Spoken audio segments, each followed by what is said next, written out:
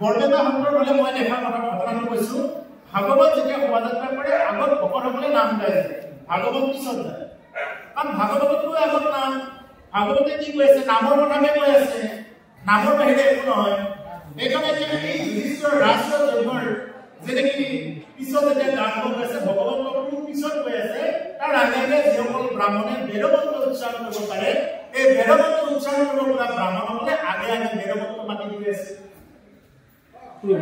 হয় গতিকে কৃষ্ণৰ আগত জন্ম চলি পাছত সমগ্ৰ বিদ যজমান যুধিষ্ঠিৰ মাধৱক যায় কাঞ্চলি গতিকে পিছত কি কৰিছে বিধসকলৰ লগত যজমান যুধিষ্ঠিৰ লগত গৈছে আৰু মাধৱক পিতাঞ্জলি কৰি গৈছে মাধৱক এৰাম দিব ভটন ডালি ধৰে চলে হুকুম মলিয়ানি গাৱে গোবিন্দৰ গীতা এৰাম বিনন সবে স্থানীয় প্ৰদান ৰাজা ত্ৰিভুৱনে ভয়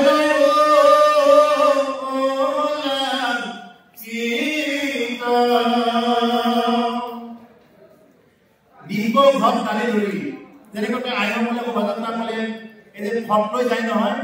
আমপাত দি ভট লৈ যায় পানী তুলিবৰ কাৰণে যায় নহয় আজি তুলিছে নহয় গতিকে ঠিক কেনেকুৱা যে তেতিয়াও সেই নিয়মটো আছিলে যে ভট লৈ লৈ আইনমূলে তেনেকুৱাকে মানে গোবিন্দৰ গুণ গাই গাই নাম গাই গাই চলিছে আৰু এই যে মহা মহোৎসৱ পাতিলে ৰজা যুধিষ্ঠিৰে এই মানে উৎসৱ দেখি কি কৰিছে ত্ৰিভুৱনে ৰাজা ভৈৰৱ উল্লেখিত কৰিছে ত্ৰিভুৱনে সকলো উল্লেখিত কৰিছে কিয় নহয় আজি যেনেকে বৈকুণ্ঠৰ পৰ্বত ভাগৱত পাঠ আয়োজন কৰিলে এই আয়োজনৰ দ্বাৰা নভবাময় কি হৈ গ'ল বহুত জীৱৰ মানে গতি হৈ থাকে ৰজা যুধিষ্ঠিৰে যেতিয়া ৰাজকীয় যজ্ঞ আয়োজন কৰিলে যে সেই যজ্ঞত অহাসকলো ধন্য হলে আৰু তাতে থকা যিসকল পৰুৱা এনেকুৱা বিভিন্ন প্ৰকাৰৰ জীৱবিলাক আছিলে সমস্ত জীৱৰ কি হৈ গ'ল পৰম কল্যাণ আজি যেনেকৈ আপোনালোকে এই ভাগৱত পাঠ বাক্য আয়োজন কৰিছে বা শোভাযাত্ৰাৰ আয়োজন কৰিছে এই আয়োজনৰ দ্বাৰা এই ভক্তসকলৰ চৰণ ধৰি লাগি ইয়াত যিমানবিলাক পৰুৱা পতংগ আছে তেওঁলোকৰ কি হৈ গ'ল মানে জনম ৰোধ হৈ যাব পাৰে কিছুমানৰ জনম ৰোধ হ'ব পাৰে কিছুমানৰ বহুত পাপ কাটা যাব পাৰে এনেকুৱা বিভিন্ন প্ৰকাৰে তেওঁলোকৰ গতি প্ৰতে হৈছে গতি নিশ্চয় হৈছে গতিকে সেইকাৰণে কৈছে যে ত্ৰিভুৱনে উল্লেখিত কৰিছে ৰজা যুধিষ্ঠিৰে যেনেকি এই যজ্ঞ আয়োজন কৰিছে দৌলিক মধ্য কৰি যত ৰাজপতিশ্বৰী কৃষ্ণৰ মোহিনী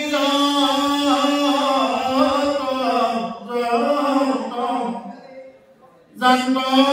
দীপৰ মেৰুৰি চৰি মৃদংগ নিৰাধৰি হৰিণ গামন্ত আৰু তেওঁলোকক হৰিণ সেইকাৰণে আমি কি কৰিব লাগে জীয়াই থকা সময়তে হৰিণ গাই ল'ব লাগিব এই জীয়াই থকা সময়তে যদি কোনোবাই হৰিণ নাগায় আৰু কি পাব আৰু এদিন ভাৰতবৰ্ষত জন্ম ল'ব আৰু এদিন মানে এনেকে আহি জন্ম পাম ভাগৱত ভক্তি কৰি মেঘনা মই পৰম ধাম প্ৰাপ্ত এতিয়া ভক্তি কৰিব গ'লে কিমান অসুবিধা কিমান বিৰোধী কিমান কোৱাৰ মাজত ভক্তি কৰিব লগা হয় আপোনাৰ ঘৰৰ পৰিয়ালে নিন্দা কৰিব পাৰে আপোনাৰ সমাজে নিন্দা কৰিব পাৰে আপোনাক লোক তিৰস্কাৰ কৰিব পাৰে বিভিন্ন প্ৰকাৰে থাকি থাকি ভক্তি কৰিব লগা হয় এতিয়াই এইটো অৱস্থা আৰু এদিন আমি কৰিব জন্ম গ্ৰহণ কৰিব আহিব পামতে নৰতনু পামতে এদিন ভক্তি কৰি এই আশা আৰু বাদ দিয়ক এই আশাবিলাক এতিয়া নহয় কলিযুগৰ এতিয়া 4,32,000 বয়সৰ এতিয়া 5,000 বছৰ অকণমান হৈছে মাত্ৰ এতিয়াই এইটো উৎপাদ এনেকে আজি যিফালে আপুনি চাব সেইফালে আপুনি বেৰিষ্টাৰ দেখা পাব যিফালে চাব গতিকে সেইকাৰণে এই সময়খিনিতে যদি কোনোবাই ঈশ্বৰ প্ৰাপ্তি হ'ব নোৱাৰে আৰু যে এদিন পাব সেইকাৰণে পূৰ্বকল আইসকল শৰণ ল'লেও নল'লেও পাৰিলে শৰণ ল'ব শৰণ ল'লে ভক্তি বৃদ্ধি হয় আৰু ফলত ল'ব নোৱাৰিলেও বা কিছুমান নকৰিলেও বা কিছুমান বাধ্যবাধকতা ল'ব নোৱাৰিলেও আপোনাৰ যি নাম ভাল লাগে সেই নাম ঘৰতে উচ্চাৰণ কৰি থাকক পৰম ধাম প্ৰাপ্তি কৰাই দিব আপুনি যি যি ইষ্ট দেৱতাক মানে যি যি ইষ্ট দেৱতাই আপুনি লৈ আছে তেওঁলোকৰে নাম আপুনি জপ কৰা আৰম্ভ কৰকচোন ঠিক ঠিক জপ কৰা আৰম্ভ কৰক নিশ্চয় তেওঁলোকে কি কৰিব ভগৱান ধাম প্ৰাপ্ত কৰে যেনেদৰে কাত্যায়নী ব্ৰত পালন কৰিছিলে দেৱী দুৰ্গাৰ আগত কৰিছিলে নহয় কোনে কৰিছিলে ব্ৰজাংগনা গোপীসকলে কৰিছিলে কাক পাবৰ কাৰণে ভগৱন্তৰ গুৰুক পাবৰ কাৰণে কাত্যায়নী ব্ৰত পালন কৰিছিলে দেৱী কৈছে যে হে আই কাত্যায়নী নন্দৰ ঘৰৰ ইমান সুন্দৰ ঘৰত লগা ল'ৰাটো তেওঁ আমি স্বামী হিচাপত পাব সদায় তেনেকুৱাকে মানে মাছৰ কাত্যায়নী ব্ৰত পালন কৰাৰ অন্তত এদিন তেওঁলোকে বিনা অৱস্থাই তেওঁলোকে স্নান কৰিছে এদিনা আকৌ আই কাত্যায়নীয়ে চালে আই ভগৱতী দেৱী ভগৱতীয়ে চালে বোলে এই যিসকলে নেকি কৃষ্ণক স্বামী হিচাপত পাব খুজিছে যেহেতু মায়া অধিষ্ঠানী দেৱী মায়া দৃষ্টিৰে যেতিয়া চালে তেতিয়া দেখা পালে মহামায়াই বোলে এওঁলোক হ'ল এই ডাকৰ এটা যুগৰ যিসকল ঋষি আছিলে প্ৰভু ৰাম যেতিয়া ভগৱানৰ যোগ ওলাইছে ঋষিসকলে কৈছে যে হে প্ৰভু আপুনি আৰু যাব নালাগে আপোনাক আমি ভাৰ্জাৰ নিচিনাকে সেৱা কৰিম তেতিয়া প্ৰভু ৰামে কৈছে যে এতিয়া নহ'ব সেই ঋষিসকল মই এতিয়া কাৰো সেৱা নল'ম এতিয়া যিহেতু মই মৰ্যাদাক নিবাহন কৰিব লাগিব ৰাম মৰ্যাদা পুত্ৰ গতিকে যিহেতু মই মৰ্যাদা নিবাহন কৰিব লাগিব গতিকে সেইকাৰণে সেই ঋষিসকল তোমালোকক মই ডাকৰ যুগত ধৰা দিম তেতিয়া তোমালোকে কি কৰিবা মোক তেনেকুৱাকে স্বামী হিচাপত মোক সেৱা কৰিব পাৰিবা আৰু সেইমতে আই কাত্যায়নী দেখা পালে যে এইসকল ঋষি আৰু তেতিয়া আই কাত্যায়নী যেতিয়া ভগৱন্তৰ ৰূপক সাক্ষাৎ কৰিবলৈ বোলে হে প্ৰভু যে তোমাৰ এই ভক্তসকলে তোমাক পাব বিচাৰি আছে তোমাক পাবৰ নিমিত্তে কাত্যায়নী ব্ৰত কৰি আছে তেওঁলোকক কি কৰা তুমি ধৰা দিয়া প্ৰভু এই আই দেৱীয়ে কি কৰিছে তেওঁলোকক ধৰা দিয়ে পাইছে নহয় আপোনালোকে পাইছে ভাগৱতত আছে দশম স্কন্ধ ভাগৱতত আছে গতিকে সেইকাৰণে প্ৰভুসকল আপুনি যি নেকি দেৱ দেৱীয়ে হওক যি জানে ঘটনা নকৰক কিয় আপুনি তেওঁলোকে ভালকে থাকক দেখিব যে আপোনাক পৰম ধাম প্ৰাপ্ত কৰাই দিব কিন্তু গৈ গৈ সেই দেৱীও কিন্তু ৰামে বোলে মহাদেৱ দিবও ৰামে বোলে ৰামেশ্বৰক দিব ৰামকে ঈশ্বৰ বুলি মানে গতিকে সেইকাৰণে সেই প্ৰভুসকল পৰম ভক্তলোক সেইটো পিছৰ কথা কিন্তু আপোনালোকে যি নাম ভাল লাগে ৰাম ৰাম ভাল লাগে কৃষ্ণ কৃষ্ণ ভাল লাগে শিৱ শিৱ ভাল লাগে যি নাম ভাল লাগে আপোনালোকে এই নাম উচ্চাৰণ কৰি থাকিব আৰু এই নামতে পৰম সিদ্ধি লাভ কৰিব পাৰিব স্পষ্ট বিশ্বাস ৰাখক কেৱল নামেৰে সিদ্ধি কৰি দিব পাৰিব কোনোবা মানুহৰ ওচৰত গৈ ভৰি ধৰি কোনোবা বাবাজীৰ ওচৰত গৈ আশীৰ্বাদ লোৱাৰ আপোনাৰ দৰকাৰেই নাথাকিব কিন্তু আমাৰ মানুহৰ বিশ্বাস নাই আমাৰ মানুহবিলাকে এইবিলাক ক'ত বিশ্বাস কৰিব নাম ল'লেই যে শুদ্ধ হয় নাম ল'লেই যে আপুনি কোনো নাম তাবিজ কিবা ল'ব নালাগে জাপ ল'ব নালাগে ক'ত বুজি পাব মানুহে কোনোবা এজনে যদি মন্ত্ৰ মাতি পানী দিয়ে ওম অপবিত্ৰ বা সৰ্ববস্থান নতুবিবা ইহ স্মৰণ পুনৰিকা চঞ্চবাক্য ভয়ংকৰ সুচি এই যদি কোনোবা অকণমান ধাৰা পানী অকণমান মাৰি দিছে লগতে কি ল'ব ইছবাল একদম বাপে পানী কিনি দিছে একদম দেৱে পানী দিছে ইছবাল একদম পানী কিনি নোপোৱাই পানী ল'ব মই এবাৰ গ'লো কুম্ভ মেলাত স্নান কৰিবৰ কাৰণে অপ্ৰিয় হ'ব সেইটো কথা যে কুম্ভ মেলাত স্নান কৰিব যাওঁতে তাৰ পৰা যিখিনি পানী ওলাইছে একদম মানুহবিলাকৰ উৎপাত এই ভাইটি দিবাচোন অকণমান পানী দিবাচোন কেৱল পানীখিনি লৈ ফুৰিব কিয় পানীখিনি গংগাৰ পানীয়ে শুদ্ধ কৰিব কিন্তু আপুনি যদি নাম ল'লে কিন্তু একো শুদ্ধ নকৰিব নাম লৈয়ে খাব লাগিব সেইকাৰণে শ্লোকটো কি কৈছিলে ওম অপবিত্ৰ বা তুমি অপবিত্ৰই হোৱা বা পবিত্ৰই হোৱা সৰ্বাৱস্থান বটু পিবা তুমি যি অৱস্থাতে নাথাকা কিয় স্মৰে পুণ্ডৰীকাক্ষ গুৰুকুলৰ চকুৰ দৰে যাৰ এই প্ৰভু ভগৱন্ত ঈশ্বৰ কৃষ্ণ নাম স্মৰণ কৰা চব আধ্যাত্মিক ভণ্ডৰ সূচী তেতিয়াহে তুমি বাহিৰে ভিতৰে গুচি ল'বা নহ'লে কোনোবাই তোমাক পানী দি গুচি কৰিব পাৰিব কোনোবাই দিয়া পানীখিনি খাই তুমি গুচি হ'বা নোহোৱা চব আধ্যাত্মিক ভণ্ডৰ সূচী তেতিয়াহে তুমি বাহিৰে ভিতৰে গুচি হ'বা যেতিয়া নেকি তুমি কৃষ্ণ নাম ল'বা ৰাম নাম ল'বা আৰে ঈশ্বৰ ভগৱানৰ নামেই লোৱা নাই কেৱল পানীখিনি খাই দিছে মানে চব মানে সাক্ষৰ তেনেকুৱাকে কিন্তু কোনো ধৰণৰ ভক্তি কিন্তু স্পষ্ট নাম ল'বই লাগিব সেইকাৰণে প্ৰভুসকল নামৰ ওপৰত বিশ্বাস ৰাখক নাম ল'লে আপুনি নিজে আনক আশীৰ্বাদ দিব পৰা ব্যক্তি হৈ উঠিব যিজন ব্যক্তিয়ে আশীৰ্বাদ দিব এখন আপোনাৰ পৰা যে আশীৰ্বাদ দিয়ে ৰাইজৰ লগত যে আশীৰ্বাদ দিয়ে এই আশীৰ্বাদ দিয়া ব্যক্তিজনে কেতিয়াও মাছ মাংস কণী খাব নোৱাৰিব তেওঁ মুখেৰে কেতিয়াও বেয়া কথা ওলাব নোৱাৰিব তেওঁ মুখখনেৰে যদি কেৱল বেয়া কথা কৈ থাকে আনৰ অহিত কথা কৈ থাকে তেওঁ মুখেৰে যদি অখাদ্যবিলাক খাই থাকে তেওঁ আশীৰ্বাদ কিয় অভিয়াপ দিলেও নালাগে তেওঁ আশীৰ্বাদে কিয় তেওঁ অভিয়াপ দিলেও কামত নাহে সেইকাৰণে আশীৰ্বাদ দিব পৰা আশীৰ্বাদ এনেই ৰাইজক দেখি দিলেই নহয় আশীৰ্বাদ দিব লাগিলে তেওঁ কি কৰিব লাগিব সৰ্বপ্ৰথমতে তেওঁ নিজে এই নিয়মখিনি মানি চলিব লাগিব মাছ মাংস কণীৰ পৰা তেওঁ আঁতৰত থাকিব লাগিব আৰু মাদক দ্ৰব্যটো বাদেই দিছে এইবিলাকতো নহয় তেওঁ শৰণ ভজন ল'ব লাগিব গতিকে তেনেকুৱা ব্যক্তিয়ে আশীৰ্বাদ দিলে সেই আশীৰ্বাদ তেওঁৰ জীৱনত কামত দিবই আৰু যিয়ে নেকি তেনেকুৱা নহয় সেইখন মুখেৰে আশীৰ্বাদটো অভিয়াপ দিলেও কামত নহয় সেইকাৰণে প্ৰভুসকল এই কথাখিনিৰ পৰা মাধৱৰ এই কথাখিনিৰ পৰা ইয়াতে কৈছো যে আপোনালোকে কেৱল নামত বিশ্বাস ৰাখক কেৱল নাম ল'লে প্ৰভু ভগৱন্তই আপোনাৰ এনেকুৱা কৃপা কৰিব যে আপুনি এজন প্ৰকৃত সাধক দিব পাৰিব যদি নাম নলয় সমস্ত শাস্ত্ৰ বেদ বেদান্ত জানিছে যদি নাম লোৱা নাই নাম উচ্চাৰণ কৰা নাই বা নাম জপ কৰা নাই তেতিয়াহ'লে কেৱল পানী খুৱাই ৰখাৰ নিচিনা হ'ব শাস্ত্ৰ এতিয়া কৈছে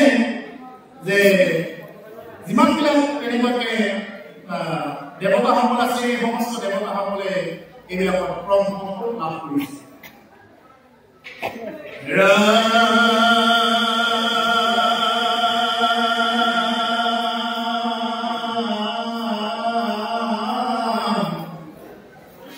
নৌকৰিক মধ্যমৰে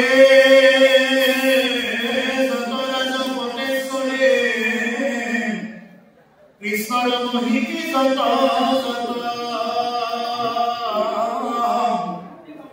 অজান্ত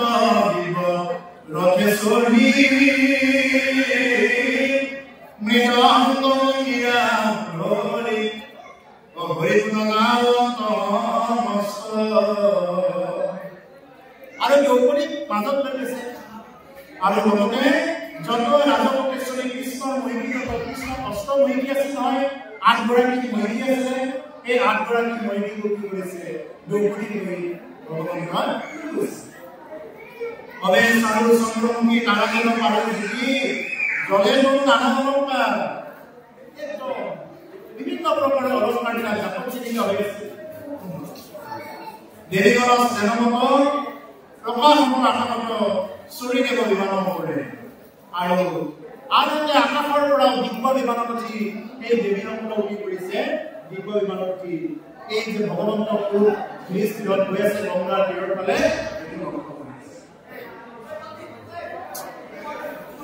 নানা বৰ্ণময় প্ৰকাশ প্ৰকাশয় ভজনৰ উপৰে হানি ভাৰি চক্ৰ চন্দ তাপয় নকুলি প্ৰকাশয় কোনে তাপ বৰ্ণাহে তাপ পাৰি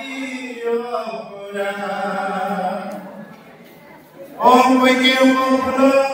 Uro Pambuzo Kuzayo Zodo Miramono Sole Sopokore Om Hore Nikiro Hore Odikiro Hore Niko Hore Oke Jadi kita dihitung perkara মানে কথাবিলাক মাটি ঢালি কৰি তেওঁলোকে মাৰি দিছে দেখিবলৈ খুব সুন্দৰ হৈছে যেনেদৰে আজি আপোনালোকে এই অনুষ্ঠান বা আয়োজন কৰোঁতে ইমানবিলাক পতাকা মানে আঁৰি দিছে এই পতাকাবিলাক ৰাখোঁতে কি হৈ গৈছে এই অনুষ্ঠানৰ সৌন্দৰ্যতা আলোকিত হৈছে গতিকে ঠিক তেনেকৈ ৰজা যুধিষ্ঠিৰ যেতিয়া গৈ আছে তেতিয়া পতাকাবিলাক আঁৰি ৰখা আছে চক্ৰ 14 বছৰ দ্ৰৌপদীৰ প্ৰকাশ হয় কামক কোনে নাম বৰ্ণনা কৰিব পাৰি আৰু ইমান ধুনীয়াকৈ ৰখা আছে যে তাক বৰ্ণনাৰ অতীত এৰম কিৰি কুণ্ডল তাৰ নানাবিধ কাৰ নানা বস্ত্ৰ পিন্ধিল নাৰী অংকনতি কিৰিমণি নুপুৰৰ ধ্বনি শুনি চলে মহানয়না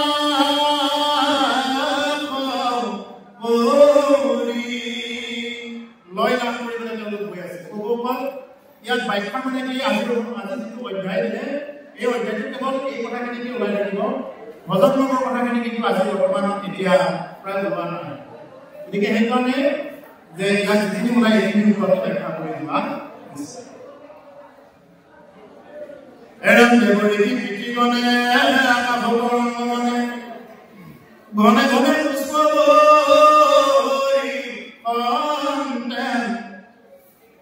জয় কৃষ্ণ দৃষ্টিৰ ভীম ধনঞ্জয় হাত ভাগ বুলি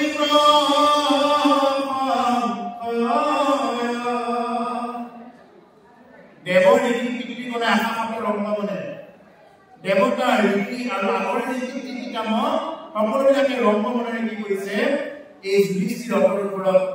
মানে পুষ্প বৃষ্টি কৰিছে আমাৰ আগৰ এটা বংশত যদি এজন যদি বৈষ্ণৱ পুৰুষ যদি জন্ম দিব পাৰে বা এজন যদি বৈষ্ণৱ সন্তান যদি জন্ম দিব পাৰে আপোনাৰ ঘৰত তেতিয়াহ'লে কি হৈ যায় যে তলে ওপৰে বহুত এটা তেনেকৈ প্ৰজন্ম হৈ যায় উদ্ধাৰ কৰি গতিকে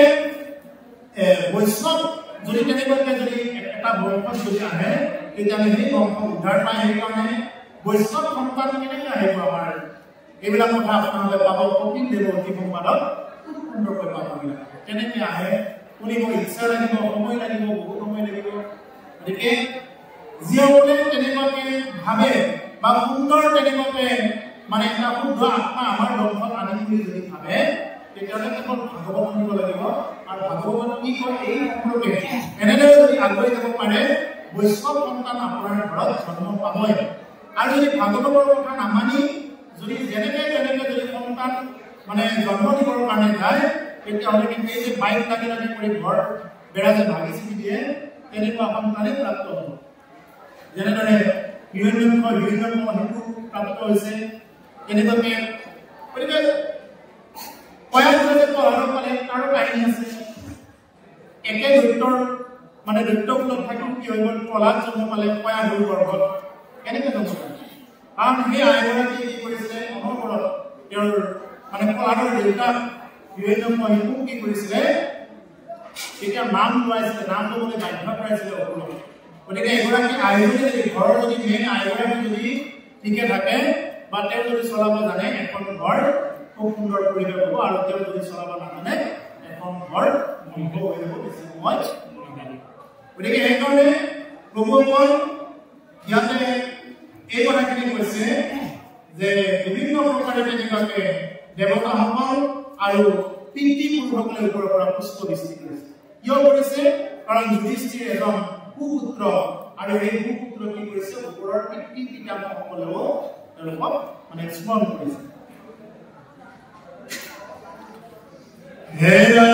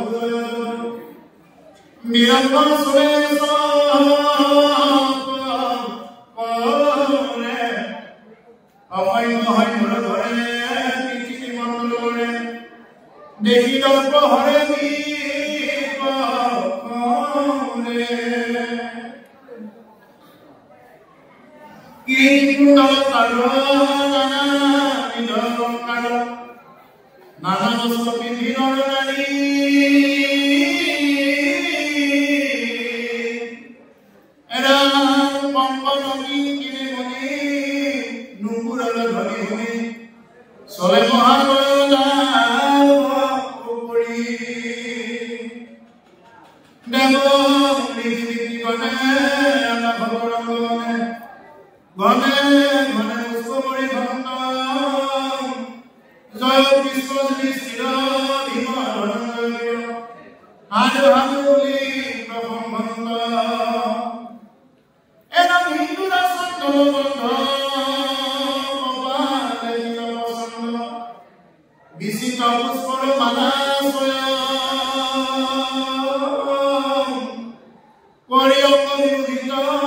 চলে প্ৰদান লাগিল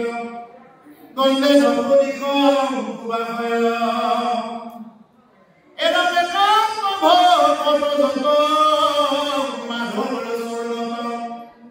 চলন্ত বিস্ফুট গাই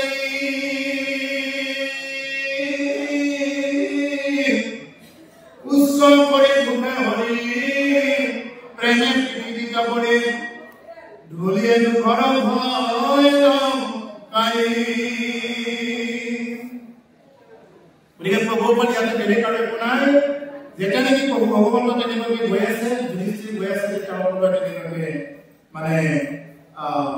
পুষ্পবৃষ্টি কৰিছে হিন্দুৰ চন্দন গন্ধ কপালে তিলক চন্দন তেনেকৈ হিন্দুৰ দিছে চন্দনৰ ফুল দিছে কপালে তিলক চন্দন বিচিত্ৰ পুষ্পৰ মালা আছে বিভিন্ন মালাবিলাক কি কৰিছে পৰিধান কৰি গৈছে এইকাৰণে প্ৰভুপদ এই কপালৰ তিলকৰ কথা ক'লে আমাৰ সনাতন ধৰ্মত তিলকৰ ব্যৱস্থা আছে তিলক মানে হ'ল ফুট ফুট ক'ব লাগে কোনোবাই চন্দনৰ ফুটেই হওক সিন্দুৰৰ ফুটেই হওক অগৰুৰ ফুটেই হওক এনেকৈ যি পাৰে ফুটে ফুট ফুটতে আছে এতিয়া আমি মহাপুৰুষৰ গুৰু দিলেও আমি যিহেতু শংকৰদেৱৰ ধৰ্মত যিহেতু আমি মৰণ লোৱা গতিকে আমি যি কপালত তিলক লওঁ এয়া হ'ল গুৰু নীতি গতিকে সেইকাৰণে যাৰ যেনেকুৱা নিয়ম থাকে নতে আমাৰ সনাতন ধৰ্মত তিলকৰ ব্যৱস্থা আছে ফুট ল'বই লাগিব ফুট লোৱা মানে কি বুজায় যেনেদৰে সদবা নাৰীসকলৰ কপালত তিলক থকাৰ লগে লগে বুজি পায় যে তেওঁ কোনোবা স্বামীক ভজনা কৰে ফুটটো থকাৰ লগে লগে গম পোৱা যায় যে তেওঁ কোনোবা স্বামীক মানে ভজনা কৰে বা স্বামী বুলি মানে ঠিক তেনেকুৱা যে এজন ভকতৰ কপালত তিলক থকা মানে এই বুজা যে তেওঁ নিশ্চয় কোনোবা এজনক মানে স্বামী বুলি মানে